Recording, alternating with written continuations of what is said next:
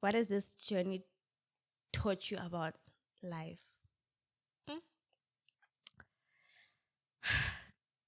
It has shown me the greatness of God. Mm. It has shown me the greatness of God. And I say that because having her, when God says, I know you from the conception of your mother's womb, I remember that the first scan, she was literally a ball of cells. She was not even 5 centimeters. She was so small. And seeing her as a whole human being now, and God says, I know you. Oh, I knew you. I knew you from back then. We think we know now because we're adults. Yeah. But he knows us. And he desires to know us even more, to have a deeper connection with us. And he chooses us. And he chooses us, right? Hello there. Hi, I am Nobu Kumalo, and welcome to Seasons, a series where I sit down with some of the incredible people that I've had the privilege of rubbing shoulders with. And we talk about, the different seasons that we've been through in life or are currently going through in life, in the hopes that you'll feel seen, that you'll relate, and that you know you're not alone. Thank you so much for the incredible support that we've received so far. It's been very validating because it took me a while to move the idea from my head to actually doing this. So I really appreciate you all, coming in week after week to listen and watch us. Also, we are now available also on Spotify and on Apple Podcasts. So if you just search for Seasons with Nobukumalo, you should be able to get the audio version of this, and you can listen to it once you're driving to work, in the gym, or taking your walk. Without wasting much of your time, I have here with me my friend Tshepi, and she's giggling. So I met Tshepi a year ago, a year and a half ago, I think, and I recall the first time I saw her, I was like, "Yo, she looks so serious. Hey, like she looks quiet and serious, and like don't mess with me." Which is an interesting thing because I think I saw a lot of myself in her because after I had that thought, I was like, you know what? I know and I've heard people say that about me, that I look so serious and like don't come close to me and unapproachable. But I actually think I'm not too bad. I think I'm a nice person. So I think I was like, you know what, let me not just take it at face value, but get to know her. But another thing also is that so we saw them at church and my husband was like, I know that guy, referring to her husband. I think he was my junior or something at school. And then, obviously the conversation was had and we realized that, actually he was his junior in high school. Yeah. So we're like, okay, so these are people we know. And I think you guys were visiting at that church. We were visiting, and then they look, and then we're like, you guys are not going anywhere. Basically, you're now here to stay. And 1.5 years later, here we are. Tshepi is obviously married because I've said it, and she's a new mom. I think she's still a new mom. Yes, her little baby girl is as 9 months old, and she is the cutest little socialite, energetic, all those things. Yeah. Feisty, also like her mama. Definitely doesn't agree, but she's feisty like her mom. Really, really the a sweet, sweet, sweet little girl. And she's the firstborn as well, and has a younger sister. And comes from a beautiful family, and both her parents, are still with us. So before we get into our conversation, I'm going to ask you some icebreakers so that we like, so that we get comfortable. Yeah. Cool. What is the last song that you listened to? More friends than you know. Oh, look at you now. So it's funny that you say that because one thing that I don't think I've taught her this, but one thing Tshepi has taught me is the true meaning of vulnerability. Right? I struggle with that. I think I'm better now, but I've always struggled with the idea of putting myself out there, like bearing my soul. Especially when I'm crumbling or feeling like I'm not in control or like I'm a mess or feeling weak. But Tshepi, in a few months of knowing her, she was able to, of course, you always have to exercise wisdom and discretion. Right? So don't go around being vulnerable with everyone because people will do you dirty. But like she opened up herself to me and she was vulnerable in ways that I would have never imagined someone would. Why I'm telling this story is because the song that she just said, I sent it to her probably at 1 a.m. or something. this was it last night, this morning, so 1 a.m. I sent it to her because she didn't even remember that she told me this. You see, I have a book of a lot of things you've told me, my friend. But she was, without giving too much detail, I sent it to her because in one of our conversations, But basically, the song speaks about how you have more friends than you know, right? It's easy to think that you're alone and unloved and uncherished and all that, but actually you actually have a lot more friends than you know, and people who love you. Some you already know, others you're yet to meet. And I think I've said it a lot of times that the past year for me was almost a fulfillment of the part where it says, some you are destined to find, because I'm like, how did I find all these people who've become my circle in such a short space of time? Yeah. So yeah, that's a good song. I think I played it. I don't know how many times I played. Second icebreaker, a place you've not been to, but what place do you wish to visit? And maybe let's not say visit, one that you think you've not been there, right? Mm-hmm.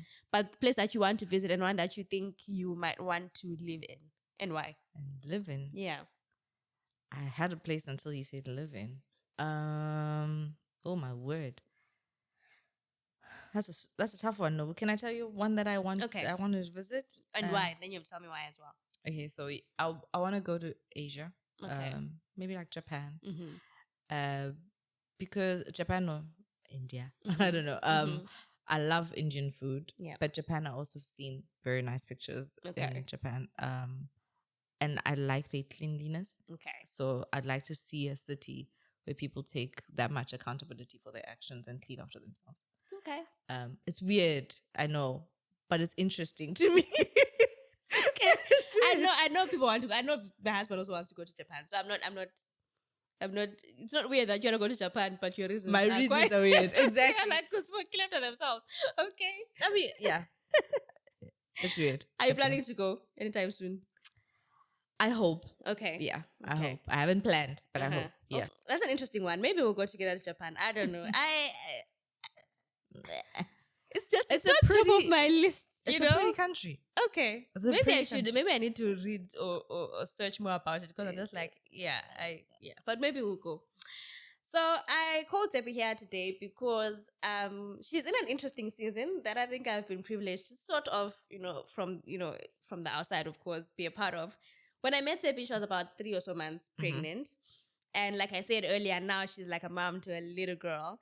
And so I've seen her from the pregnancy stage. Thank God I didn't know her during the first trimester, because maybe she would have been the meanest person ever.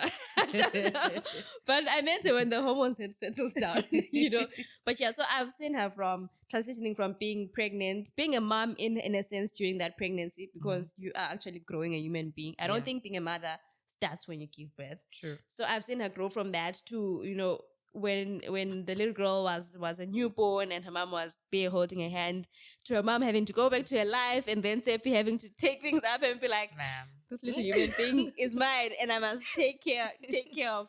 And yeah, we talk a lot, and like I said, I think because she's a vulnerable person who has sort of allowed me into her life, we've spoken a lot about, the highs, the lows, and all that stuff in between. And so I thought it might just be nice for us to come chat about, the season of motherhood that she's currently going through. Yeah. And I think it was also important for me, because I think a good number of my guests have been about seasons they've been through. But why this conversation was important, at least for me, and why I thought it might be important for you who's watching, is because she doesn't have it all figured out as yet. No.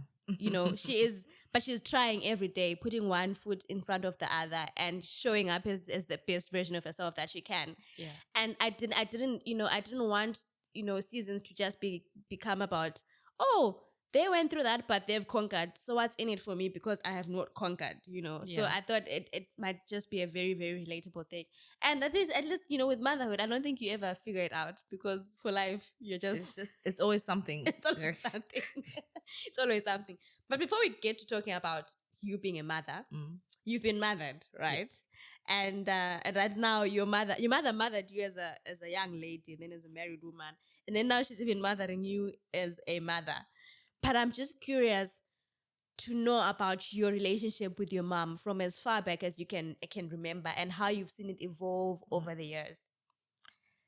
So yes, I come from a family of 4, as you mentioned, with my little sister. Yeah.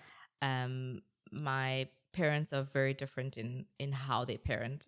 So my dad is the more affectionate, loving one who'll tell you I love you, who'll always be there. Well, not always, they'll both always be there. Yeah. But he's more, I want to hug you, I want to touch you, I want to see you, and he's just that person. Whereas my mom was just the exact opposite growing up. So for me as a child, that was very confusing. Like, I have a mom, but she's not hugging me as much as I would expect her to hug me. She's not saying I love you. So her way of showing love was a bit weird to me. Oh, it was just confusing, because I'm like, what did I ever do to this lady? I legit thought she didn't love me at some point. Was she the disciplinarian? Was she No, the my one? dad is. They're both super strict, but they. It's just weird. The way they operate is just weird. My dad is very strict, but also very loving. Okay. So, but then my mom is low, like she's strict, but it's low key. Like she doesn't show it. You know why I asked that question? Because a lot of people who have felt like, I thought my mom didn't love me, it's usually because you're like, how can you beat me so much and love me at the same time? Or how can you be so strict on me? And how can you say no so much and still, love me? Because as kids, our idea of love, in our little minds is indulging me in all my wants and wishes and letting me get away with anything. So that's why I was quick to think, did you feel like she didn't love you because she was that disciplinarian? So it's actually interesting that the person who was like showing the most affection was also the person who was. Okay, he was interesting. He was very. My dad was very, very, very strict. Yeah. But Mama wasn't. She just growing up, she was just like, you think that she's allowing you to do things, but she's not. But she was, and she had a very different way of showing love. So for me as a younger girl, I didn't get it. Okay. Like I didn't get it. Like, I mean, before my teen years, I just didn't get her. And then fast track to when I was a teenager, when she was now dropping me off every day at school and picking me up, I saw a different side to her. I saw how she expresses love. I saw that she doesn't need to say I love you every single time. She doesn't need to hug me all the time, but she gives so much of herself and her time. And then I'm like, oh wait, she loves me. She does love me in her own way. In her own way. And that's when I understood her. I'm like, shame, she's trying so hard, but she's trying in a different way. So I guess that goes back to, obviously we learn this much later in life. So when we're still kids, we don't even know they exist. But the whole love languages thing, right? It's seeming to me that your dad is more of like the because love languages are in two ways. It's how we show love and also how we receive love. Yeah. I think a lot of times we show love the way we receive it, because we think what works the most for us works the best for the other person. But I'm getting that maybe your dad was more of like a words of affirmation and like a physical touch type of 100%. Person, whereas your mom is the acts of service. Yes, 100%. But when you're a kid, you don't know. You don't know. Yeah, you don't know those things. So as a teenager, it got better, and then it just, like, the understanding that set the tone for our relationship to this day. So in my 20s, we still continued the same routine. I didn't, like, she picked me up and all of that from varsity. But our relationship changed. Like, it evolved and got better. Like, we understood each other. Yeah. She became like my best friend. I don't want to say best friend because it's just weird to call your mom your best friend. Right? These days, people do it, but I think our African mothers would say, I'm not exactly. your friend. You must remember that. We're cool, but not like that. Not like that. I'm not your friend. Yeah, 100% should say that. Yeah. But she became someone I could speak to, and she could just talk to me about, how my day was. Yeah. And it's those little things that mean you're letting me in, but you're letting me in a different way. Yeah. Yeah. So that happened when I was in my 20s. And then when I got married, my girl, I call her my girl, but she'll kill me. But yeah, she made sure that my day was done. My everything was done well on my traditional wedding. She even forgot to get herself an outfit. It was just insane. So then yeah, so that's how it happened. That's how it evolved over the years. And when I then fell pregnant and became a mom, she was the one who was there for me, Yeah. and she was ready to be a grandmother and also mother me at the same time, which means just holding my hand through the first couple of days of motherhood. I'm curious, did you ever have when you were at a better space, right? And she was now your girl. Did you ever have a conversation about, okay, never mind. You get what I'm saying? Like, did you Yes. ever have a conversation, not a conversation that says, Mama, I felt like you didn't love me, but just a conversation to understand her and why she was the way she was as you were growing up, and I'm asking because I don't think conversations are a thing that we do a lot, at least is in African. No. Like you get to a point where you're an adult, you understand things, you heal if you have to heal, and you take on this new journey and you just keep it moving. I don't think, and I don't think it's no fault of our parents or whoever. It's just the society that we've grown up in, right? That we don't really have conversations about No. things to understand. Parents don't say they're sorry, that type of a thing. Mm. So I'm just curious whether after, when you were having these revelations and thinking, oh, okay, she actually loves me, oh, she shows love in this way, you ever thought to just have a conversation about, that. I didn't have a conversation where I wanted or expected her to apologize. Yeah. It was more of a conversation like, oh no, Mama, I get it now. And it's okay. So Ma, don't feel like you have to be a certain way for me. That is actually so beautiful. So I was like, it's fine. I understand that you don't want to hug me, but I'm gonna hug you.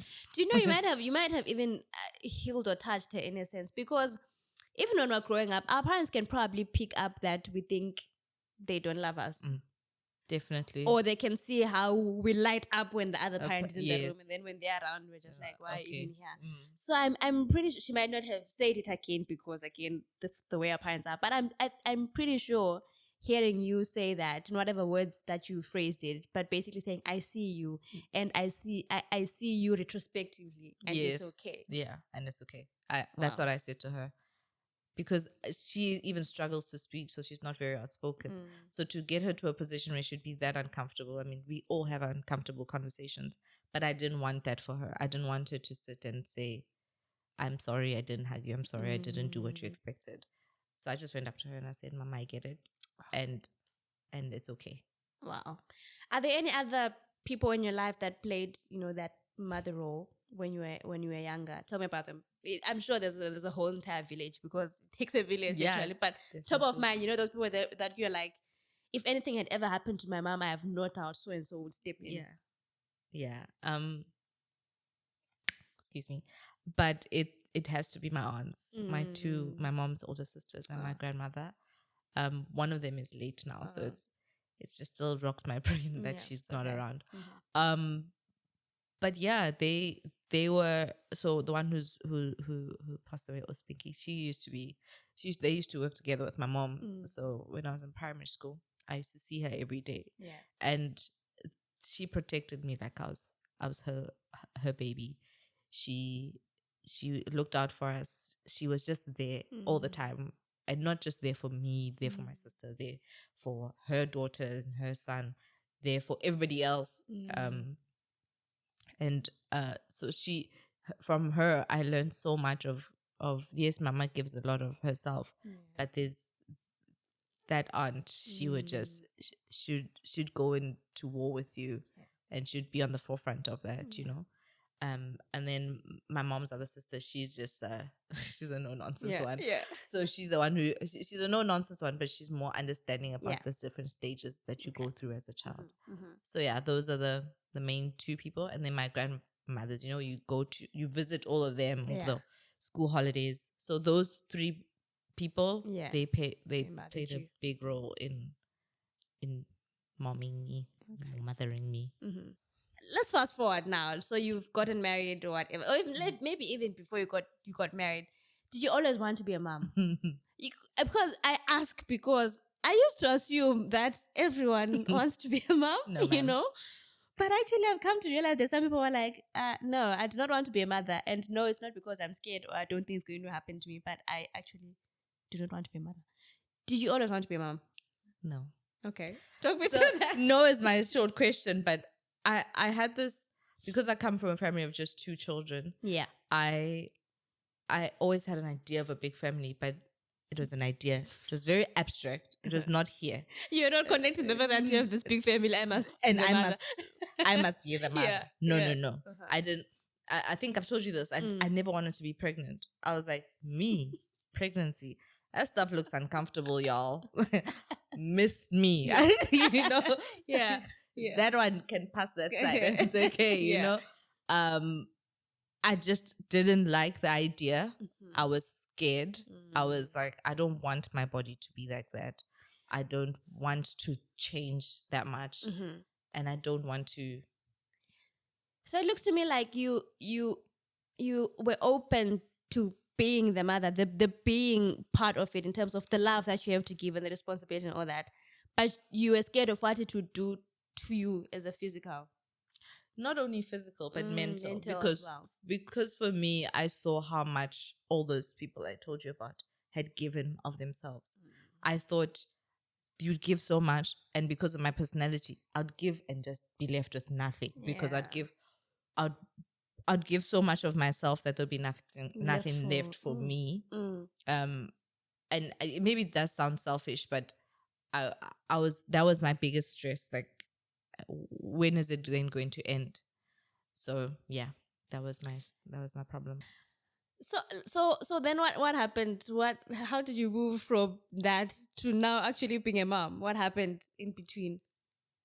I don't know. I won't say there was like oh my gosh, I had a moment where I'm like, I want to be a mom. But it was not till I was probably 29. Okay. And I was like, maybe I'll be open to the idea of being a mom. Oh no, rather not even being a mom, being pregnant. Being pregnant. Baby steps, you're like, yeah, maybe. Because I don't think there's a point where you're like, yeah, I'm ready. I don't know, for me personally. So then, when I hit 29, I was like, maybe this can be an option. Yeah. Maybe I can be open to considering it. Yeah. Was this before or after you were married? Well, that was after my lobola. Okay. my question being, did at the time when you guys had started to start your life together, is this something that your husband knew and was okay with, or did he, as far as you know, or did he know was okay but hoped that you'd change your mind in the future? I think so there were 2 things. Yeah. I told him about my fears. Yeah. And I told him that I don't think I can do it. But then he was like, no, you'll be fine. Yeah. It'll happen. Yeah. You'll get past the stage. I'm like, dog. It's not about I'm gonna get over. It's I'm really, really not sure, because it would take so much from me mentally, emotionally, to then invest in someone and like invest in someone properly, you know. So going into it, I think he was a man of faith, man. Because I'm like I don't know. But yeah, I think even though I'm saying he's a man of faith, I still had that idea of I want a big family. Yeah, but that's what exactly abstractly. Yeah, but the fact that the thought was there and figuring out the how is another thing. But at least you could go off the fact that you see the value of family and you want that. Yeah, and maybe that was enough for him to go on. Yeah, that's true. Yeah, and then we had an agreement. That, okay, if we decide to have babies, can we look at it 2 years after we've gotten married and lived together? Yeah. No one knows why we said 2 years. We don't know if it would have been enough, to like know someone, because marriage is something else altogether. So that's what we decided.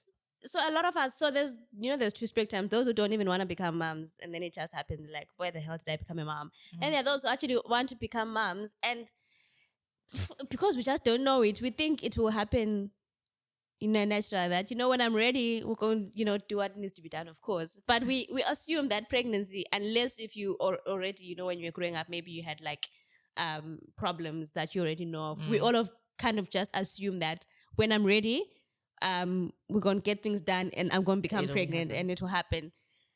But how did that happen for you? Did it meet your expectations, that period of, okay, I think I'm in the space of where we can consider, and actually now becoming pregnant? How is that like? Period. Wild times. wild times. Yeah. I laugh about it now, but it was a tough time, Like I said, we said we're going to give ourselves 2 years, to get to know each other in marriage and whatever. Smooth the rough edges, I guess. Yeah. Lord knows why we said 2 years. It just sounds like a nice number to say. I think 2 years. Give us 2 years.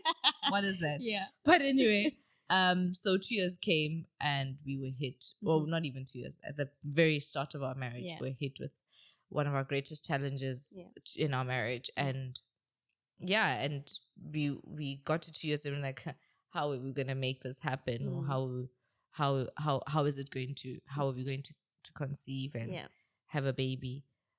And I remember 2022, the 1st of January 2022, so my aunt, told you about the one who's late. Every New Year's Day, literally when the clock strikes midnight, you have to pray. You can't just be partying. You just have to pray. Even if you're partying, if you're partying, guys. I need a moment. Give me 5 minutes. And then when you come back, yes. Yeah, but you had to. You had to. Stop like the clock. Basically. She with everything would shut down at home, and you would literally pray for however long. Yeah. So I did that 1st of January, and I shut down. I left him in the living room, and I just went into our bedroom, and I said, God, I don't know how this is going to happen, but by the end of 2022, please make sure that I'm pregnant. I don't know what you need to do. I don't know how we're gonna make it happen, but Lord, please bless me with a baby this year. And then January came, February, all the way up to October. Nothing. Absolutely zilch. So then, how's your faith during all this? I'm just, because there are a lot of things happening in that year, remember our wedding was delayed. Yeah. So I have so many things happening in that year. So I'm focusing on all those things. I'm not like isolating. You just have something to take your mind off things, so to speak. Yeah.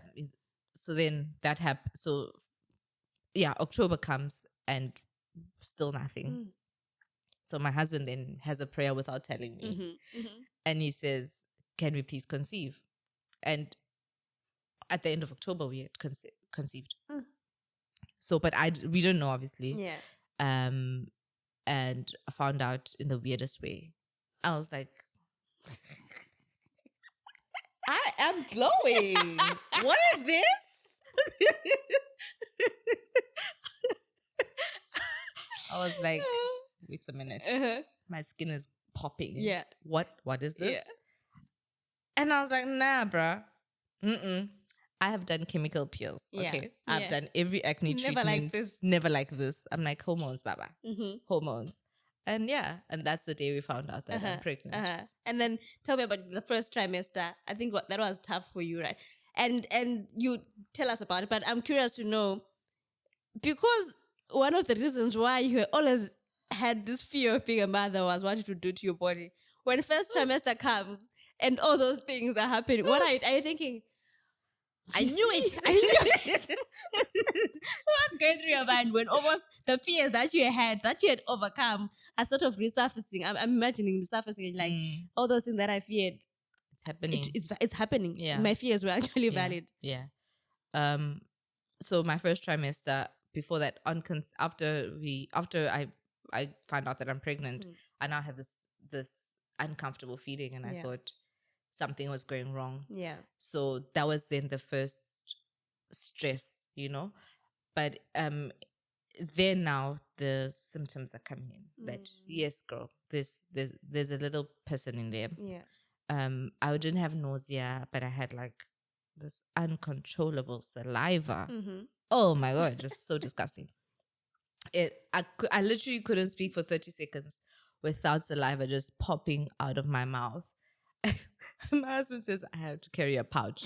Not true. But I kind of had a little thing on my side, but I wouldn't call it a pouch. But yes, that was disgusting to me. But then there's the body changes. So your not your feet swelling, but your tummy is expanding. I couldn't stay awake for the longest time. I was passing out all the time. And I was still working. So thank God for working at home. That part where you life happens all at once. Here. You can't take indefinite time off because you're dealing with pregnancy. Exactly. You know? Exactly. Hectic. So, but then yeah, so those symptoms are all coming out at the same time, but there's this pain also that I'm feeling.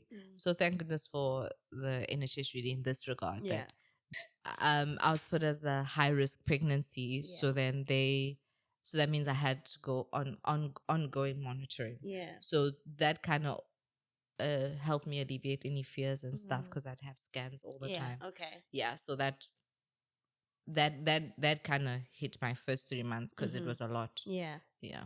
And then so we fast forward, and I guess it's getting real for you as time goes. What are you doing to prepare yourself mentally, physically, or whatever for becoming a mom? Because I'm assuming it must have been like daunting. Like at the start you're just dealing with the pregnancy, but I imagine closer it becomes a reality that actually we are actually about to parent. And if you're Christian like we are, we believe that kids are entrusted to us and that I'm going to be responsible for shaping this human being for the kingdom. Yeah. So what are your thoughts? What are you doing? How are you preparing for this big responsibility that's about to be thrust on you? Yeah. So what I decided to do was I pray every morning, but there's a certain way I decided to pray firstly. Okay. I'd pray for her every single morning. I was just touch my belly and start praying. But then I also threw myself into so much reading, like to take in so much about kids' development, what to expect and how they learn or that kind of stuff, you know. So I threw myself into that, but not like necessarily reading tons of books. And I also spoke to a lot of people to try and see what to expect, what to do. But mentally, I don't think any amount of reading can ever prepare you for the enormity of the responsibility that you have to raise a human being. And I was going to come to this like later in a conversation, but the role of a supporting partner, I don't just want to say partner only because for whatever reason, sometimes you don't have the person you conceived with there, but the role of community, yes, we know it takes a village to raise a child. We know that part, but I don't think we talk enough about the role of community or your supportive husband, whatever, during that pregnancy thing. And how was that for you? And what change did it make for you? Because I know your husband, so I know you are supportive. If you say anything, I'm gonna be like, you're lying. So how do you imagine? What are some of the the ways where you can say, what, I see that I could not have done this on my own, whether it's your mom talking to you over the phone and saying it's okay to go through this, or it's your husband saying, do you need me to rub your feet? All those types of things that some people just don't have. I think you guys, so I think I've already said that my friends have stepped in. So they're friends from back home where I could just jump on a call and be like, how this is difficult, how did you overcome this? Also my mom, as I said previously, but also here people have only known for like a year now, a year and a half now, but back then it was just a year or so, or even in the build up before. Yeah. Just a couple of months. It was just a couple of months. Everyone was stepping in to be supportive. The most recent example would be BK, your significant other. We fell sick on Christmas and we were unable to take care of our baby. I literally didn't have the energy to breastfeed her, and she was only on milk at the time. She hadn't had solids. And he dropped everything. You also were going to come, but you couldn't come, I think, at the time. Yeah, I guess. Yeah. But he dropped everything also and he left you behind to come take care of us. He was cooking for us. I was like, I can't believe he's really standing up in the kitchen and and cooking for us. Yeah. But we couldn't even drive to go get food, and he was like, no, it's fine, guys. I'll go get food for you. And it'd come back, cook, take care of Melo, carry Melo, because we were so tired from the illness that we couldn't even carry her.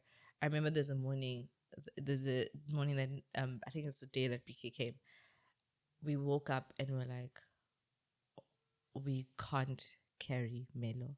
she just literally sat in between us, and we could not carry her. Yeah. She had not hit 6 months, so she was still She was sleeping yeah. next to in her little basset on the side. So I just took her and put her in the middle, and I was unable. She just played on her own because we both could not stay up.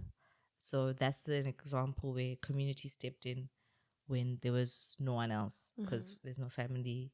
It's just the two of us and all our friends. And I think it's an important thing that you're highlighting, that when they say it takes a village, it really does take a village. Yeah. And I think usually we throw that word, around easily. And I think it's easy. It's easy when the village is people who feel like they owe you something. So these are your cousins, your mother, your aunt, whatever. But like, in a sense, family can be people who just choose to be your To be family, there. to be Yeah. there. People are like, I don't know, I haven't known you for long or whatever, but I am here.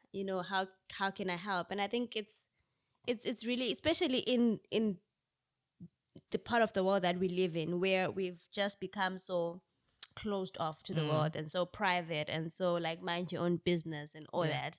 I think it's nice to see that there are still some people who value community and who are like, just call us when you need us, and we'll be there. So I think it's been a pleasure also to be a part to form a part of your community. And I do hope that it keeps growing and growing that way, and that people can keep showing up for each other. Definitely. And it might not necessarily look like being able to drop everything and take care of people, but like you're saying earlier, like, check up on people. How are you doing? What can I do to make things better?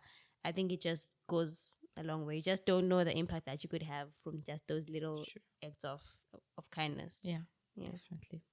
I remember quite distinctly, your mom was around for a while, and then she had to go, and you had to like figure this all out. And it's a very, especially because of where we come from, where you literally know that when, I don't know how they teach in your culture, but in my culture, if you were to give birth, you go to your parents' house, where you grew up, and you have people like taking care of you in every sense of the word. And then that even when you go back to your house, you always have the aunties, the gogos, everyone is literally just there to offer you support. And then you're here where your friends who are there physically, they can do all they can, but because you don't have the benefit of those aunties and aunties and gogos and all that, who have a lot of time to dispose of.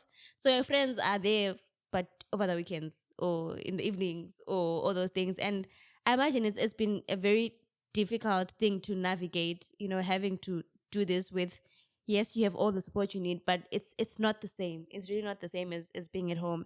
And I'm just wondering, and I'm thinking right now, as friends, we do a lot of things that we think are helpful, right? We think, oh, if I do this is going to be helpful. If I call so many times, or if I don't call, sometimes we think maybe if I stay out of their haze, it's going to be helpful. But I want to hear from you what it is that, as a mom who right now does not have the benefit of that community that we have home, what is it that your friends and the people in your life can do for you, and by extension can do for new moms, young moms who are just navigating motherhood? Yeah, definitely. Back home, you'd have, like you say, a village to just help you raise the baby. So there are different aspects to being a mom, right? It's the physical, emotional, and the mental side. Yeah. Physically, after birth, you are finished. Yeah. You are finished. And you really, really need to sleep and rest.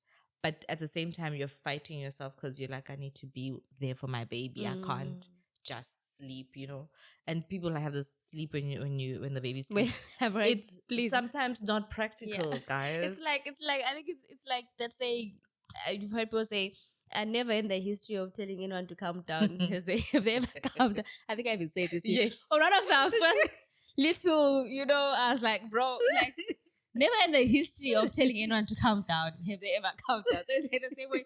I hear what you're saying, but actually doesn't always work. Yeah, it doesn't really always work. So physically, I think as a friend, just being there for your friend physically, like, do you need me to hold your baby while you sleep? And it's okay. Don't feel guilty. I'm there to be there for you, to be here for you, to get the rest that you need. So those type of things. Or do you need me to clean the house while you, or do you need me to hire someone to clean the house? Or those type of little things, or do you need me to order you food or your family food for that day, because so that you don't have to stand up and cook? Yeah. Just to get one less thing to think about would make a world of difference, because the mental load of trying to run a household, be a mom, be a wife, is just, It's a lot. it's a lot. So that would be the physical aspect. Yeah. The emotional and mental aspect is to just be there for your friend, to talk to them, not to just talk to them, but also reassure them that they're doing a good job. Because in those times when it's just you and the baby, you're just like, I'm figuring these things out. Yeah. This human being is relying on me for sustenance and just to be alive, and sometimes you need someone to say you're doing a good job, but not to give an example. So you can't say you're doing a good job. Yeah. Okay, great, I'm doing a good job. You're working hard. How am I working hard? So if you put it to like, you're doing a good job because I can see your baby's like this. Yeah. Or I can see you with everything that you're doing. I can see A, B, C, and D. Because if you don't do it like that, 5 other people can say you're doing a good job. But you need to put weight to it. Yeah, weight to it. So even if in the darkest moments you can go back to that example and say, no, but actually someone who's doing this, I'm doing a good job. Okay. And someone who's seen you do it on a daily, weekly basis, whoever that person is. So it's like a reference point. Yes. That you can look back at as, I'm struggling with this right now, but at least someone has said I'm doing this specific thing. Yeah, reassured me. It's not even just someone has said, they've reassured me. Okay. And someone who's close enough to know to give an example. So they're not just some person on, oh, mom, you're doing a good job. No. On the train. Exactly. On the train, mom, Yeah. No, it's not that. It's someone who's close enough to know that you are actually doing a good job. Okay. So tell me, this girl is now feisty. She's grown, and oh my gosh. What is the most fascinating thing that has happened in your motherhood journey? What's the most fascinating thing about being a mom, especially now that they're no longer so fragile? Okay, I guess they are fragile still, but like, what's the most fascinating thing about this motherhood thing? It's seeing someone become a person. Like she's gone from relying on me to be held, to just throwing herself on the floor. Exactly. Thank you. I can land, okay, and I can move. And I'm like, no, babes, you can't walk yet, but it's fine. But she's becoming more independent, and to me, it's crazy because that's just the gap just keeps going. So her independence started a long time ago. It started the day that she left my womb. That's the day she started being her own person. But for me, it's only now. I'm just like, just because you can tell me that you want to land on the floor, or you don't want something to eat or something like that. You've been saying that to me many, many months ago. So it's just her independence is what just shocks me all the time. And what has this journey taught you about yourself? That I don't know how to accept help. Okay. Speak to that, because just if we rewind, you just said the thing that you could do is to be helpful in all those ways. Yeah. But then you struggle accepting help. Yes. What does that look like? I struggle to say, I don't know how many of you guys have said, Tshepi, call me when you need help, when you need a babysit, when you are on my case about date night. I still haven't called her about date night. Oh, do you need us to hold the baby? Do you want us to clean around? It's not like no one has offered me that. It's the fact that I've always known how to do things myself. And not because I'm self-sufficient or anything like that. I'm not. But I've just, as a firstborn, you need to make things happen. Yeah. You need to, everything is on you. Yeah. So I'm telling you, even when my mom was here, I was like, Mama, don't worry, I will cook. That time you're just fresh out of... That time I can't even walk. Ne? I was sitting on a chair trying to cook. And that to me spoke to how I'm just so... I just cannot accept help. And I need to fight that myself. It's not about my community or the people around me. So, but then how should your community be helping you in that regard? So, because sometimes people can get tired of offering and never being taken up of the offer, right? Mm-hmm. Some people can start to perceive it as, hey, maybe a person just doesn't want us in their space. You know, Yeah. obviously when you're close enough, you know a person enough to know it's not that they don't want you in their space. But I'm just thinking, for someone who's like always offering and you don't decline, but it just never materializes. Yeah. Like, how should you? I don't know if you have an answer, but like, should we keep asking? Should your community keep asking and hope that one day you take, or should we impose ourselves? You know, maybe one day Mutu must just like pitch up and be like, right, why here? You guys are going for date night. There's no discussion about it. How do we bridge that gap? No, but it's really difficult because I don't know. It's fighting the thought of being a failure. Why do you think being helped means you're failing? I don't know, because it feels like I don't have my things together. But no, but does anyone really? That's the thing. Some of us are failing without even a third person to take help. You know, my point being, me saying let me help you doesn't mean I have all my stuff figured out. But it means that I don't have my stuff figured out. No, that's not what it means. But I mean that's how unfortunately how I reason it, and it's not correct. It's not that I'm saying it's fine. I'm saying that's the biggest problem that I've seen in myself. But yes, maybe reassurance would help.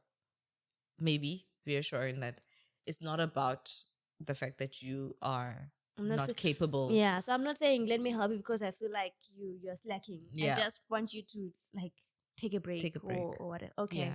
Okay, I think that makes sense. Yeah. Sure. You're not a failure. And I can almost assure you that anyone who's offering is not thinking, yeah, no, she needs help because she's struggling and she's failing. I think people are just, because we know or we've seen that, you know, mothers give off themselves so much and never take or never plow back to themselves. Sometimes it's just I'd like to see you do something nice for yourself. So can I give you the chance to do something nice for yourself? You know, so please take it. Sometimes just take it. What's been the most challenging thing about motherhood so far? Sure, the most challenging thing is just seeing my baby struggle. She's had a difficulty of certain allergies and try not to blame myself. That part. That has been the most challenging thing I've had to go through to this day. Like, it just doesn't end. She hasn't overcome it yet. I still wonder if it's my fault. Like, we overcome one allergy and then there's another one, another thing. So I can see her struggle. I can see her like burst into tears going through this, and that to me has been the hardest thing about motherhood, because it started when she was a baby, when she was still about a month old, and 8 months later, 9 months later, she's still struggling. That's really, really hard. And what's been the most fulfilling thing about it? Seeing Vibey. I call her Vibey sometimes. Because she's such a vibe. She's so vibrant, you know that. She's so friendly. That has been the most fulfilling thing, but also problematic thing, because she's just, she's all over the place. Seeing her become her own person is so fulfilling. Yeah. Scary, but fulfilling. And what has this journey taught you about life?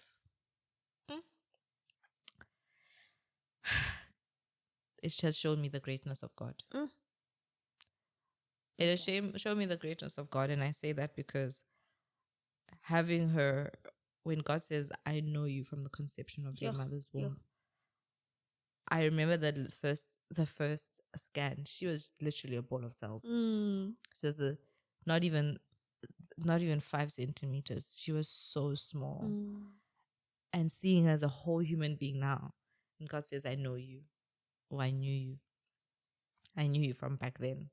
We think we know now because we're adults. Yeah. But He knows us. And He desires to know us even more, to have a deeper connection with us. And He chooses us. And He chooses us, right? So that, to me, I'm just like, and then God gives me this responsibility. He trusts me with this, someone He's known from then, he thinks I have the ability to transfer. Yesterday we were talking about transferring faith. Yeah. To transferring faith to the next generation. Because, like I said earlier, as Christian parents, we understand that we are stewards, right? Yeah. God has given us. Yeah. We're supposed to steward His gifts, and that one day He's going to require of us. Yeah. So it's like God has placed this child in your hands and is trusting you that I have given you all that you need to steward this well. Yeah. If this child ends up a certain way because of your actions, it's not because I didn't equip you. Yeah. Or it's not because my strength, which you're supposed to draw from, failed. Yeah. You have to contend with the why. But I have given you all that you need and grace for those moments when you fail. Exactly. Because it's going to be tough. Yes. And also extending grace to her. Because when she does something that I don't like, I'm like, you want to be upset. I mean, you can be upset, but you're just like, yes, she's a baby. She's a baby. But also you have to put in enough discipline to know that even though she's a baby, you have to be like this. Another thing that, should I say another thing? Yeah. Another thing is, there's a scripture in the Bible that says, if God as a father, if a parent cannot withhold anything from you, how about me as God? How would I withhold anything from you? Right? And so those are the 2 of 3 lessons that I've learned in life, that God, if I make every decision for her benefit, literally every single decision I make in my entire life since the day she was born, I make it for her benefit. What she eats, what she dresses up on the day, whether she's going to be comfortable, whether she'll be able to crawl. And I've seen you do that, because even with the allergies and stuff, right? You realize that she's feeding from me, so I can't just say, I really miss ice cream, so I'm gonna have ice cream. You sort of like put yourself aside, and this person, literally, you would go to the ends of the earth for them. And what about God? Sure. So that's those two, and then the last one is when he says, I'll wipe the tears from your eyes. There's a moment where I held her and I was wiping her tears, and I'm like, this is it, right? This is it. This is what God says he'll do for us. So those 3 things I've learned from life, and I mean about life, and just having to mother my little girl, that God will never withhold what's good from you. And even if He does, because when I withhold anything from her, it's for her benefit. You're not being, unless if you're a psycho, right? Exactly. You are not just withholding things especially at this age where they're a baby. It's not for punishment. It's not for because I want to see you cry. Yes. It's for your good. You don't see it now. You don't understand it now, but it's for your good. It's for your good. I'm getting that you can't go through this being a mom and remain unchanged. I don't think so. How has it changed you? I mean, how is it changing you? Because you're not, I'm definitely not who I was you're before. Not who I mean, there are aspects of me that are still the same, but I struggle. I used to struggle a lot with what people say affecting me, but now it's up a notch. Okay. One, because you're not judging or criticizing me as a person, you're criticizing me as a mother. So if someone criticizes or speaks a certain thing about how I'm mothering, it affects me even more, because like I said, every single decision I make is about her well-being. So that has changed me. And man, I've never cried the tears that I've cried, yo. I'm like, girl, I'm like, why am I so emotional? Can you just stop? What is this? So I've become quite emotional. But also I've realized how I can forget about myself and focus on her. And that has been revealing to me. Sure. I'm really still stuck on what you were saying about the goodness of God and the greatness of God and all those things that it has taught you. I'm still in my head about that, and I'm processing it, because these are not new things. No. These are things we've always known. No. They're not new. I mean, they're there. We've read it so many times. But I think the experience, even if Noble, if someone, if you're crying and someone is this close to you and they wipe your tears, it's a deeper moment than if they give you tissue and say, I'm sorry. You know, it's a deeper moment. But you won't have that type of connection with someone who's far off from you or distant from you. They need to be here. So basically, God says, I'll wipe your tears. He says, Yes. I hold you close. Yes. I hold you here. Yeah.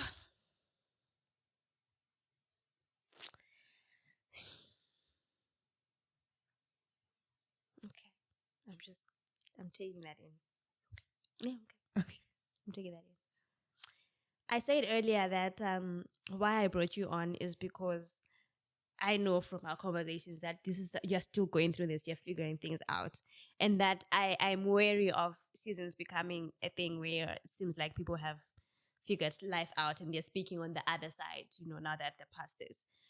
So in that spirit, I know you might not even have anything to say because you're still figuring it out yourself. But what do you have to say to someone there who's also a new mom who's struggling with the struggles that you have? It doesn't have to be something that you're not. We're not trying to present a picture that, oh, do this and you'll be okay, or this is how I crack the code. But if someone came to you and was like, Tshepi, I'm a new mom and I'm falling apart, what would you say to them? First of all, it's okay. It's okay to fall apart, because as moms, and also seeing our moms, they always knew what to do, how to do it, when to do it. Yeah. And then here we are. Even if you're back home, and you're in a bigger community than what we are here, it's okay to not have it figured out. It's okay to cry and say this is overwhelming, because it is overwhelming. It changes, motherhood changes your entire life. I can't step out right now and say I want to go do my hair, do my nails. Where's she going to be? So it's knowing that it's okay to do that, and you'll be fine. You will overcome this. You'll stand up again. It's okay if you feel like you're at the worst place you could ever be, because you will come up from it. You will come up from it, and you'll be fine. And the baby will be fine. They won't break. They won't break. But also, what they will do, they will love you, and then they will love you, and they know they. It's funny because they kind of feel when you're down. Yeah. So I would say it's okay, and you'll be fine. And ask for help. Thank you for that, Tshepi. I'm pretty sure someone is going to appreciate that. And I had planned to have like a closing sort of question similar to the icebreaker ones, but I think I would not be doing a good job if I don't take this opportunity, which is going to be etched in memory, to say you're doing a great job. I've if, as much as I can, I've been around for a lot of it. I have seen how you are so thoughtful in your considerations. I guess any mother is thoughtful, but I've literally seen how you carefully and meticulously think out and plan all the things that have to do with your little girl. I think for me, one of the biggest testimonies of that you're doing well is how she's such a warm little girl, how she loves people, how she is so friendly. Because I believe that children feed off their environments and their parents. So there must be something you guys are doing at home. There must be such a beautiful and a loving environment that allows her to flourish and love people the way that she does, And you're doing all of this whilst alone for the most part, because there's no help. Unfortunately, there's really no help. And I have the benefit of knowing all the other things that you are dealing with and struggling with. But at no point have you dropped the ball because you are struggling with things that have nothing to do with her. So you really are doing an amazing job. And I hope you always know that. Thank you. And I hope that when we offer help, you will take it, because you deserve it. You're doing a good job. Thank you. Thank you for watching. I hope you enjoyed this. I hope someone out there feels seen, and I hope someone out there relates. And I hope you know that you're not the only one going through it. It's tough, it's hard, but like Tshepi said, you will be okay. You know, your child is going to love you. Your child loves you, and I hope you draw some strength from the experiences that we continue to share. Thank you for giving me your time and your attention. I'll see you guys on the next episode. Goodbye.